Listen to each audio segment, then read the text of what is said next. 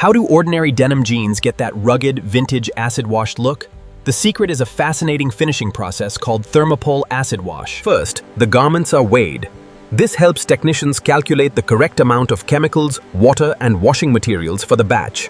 Next, the jeans are loaded into a specialized washing machine, together with lightweight carriers that help create the characteristic uneven abrasion pattern. The washing bath is then prepared under controlled conditions, with the recipe adjusted according to the desired shade and effect. As the drum rotates, mechanical movement creates friction across selected areas of the denim, producing a naturally irregular worn appearance. Little by little, the deep indigo surface begins to break into lighter areas, creating the dramatic contrast associated with acid-washed denim. The result is a high-low color effect, with random cloudy patterns that make every pair look slightly different. Process time, temperature, and mechanical action must be carefully controlled, because even small changes can dramatically affect the final shade. After the desired effect is achieved, the washing stage is followed by controlled rinsing to remove residual chemicals and processing materials. Now the jeans move into extraction, where high-speed spinning removes excess water before the drying stage.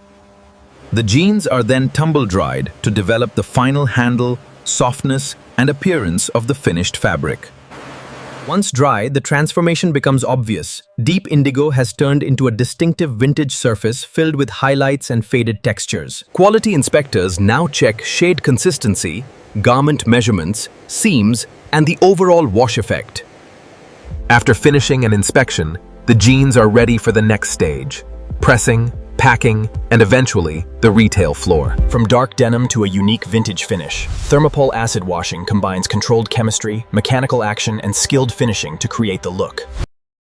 Thanks for watching. Don't forget to like and subscribe.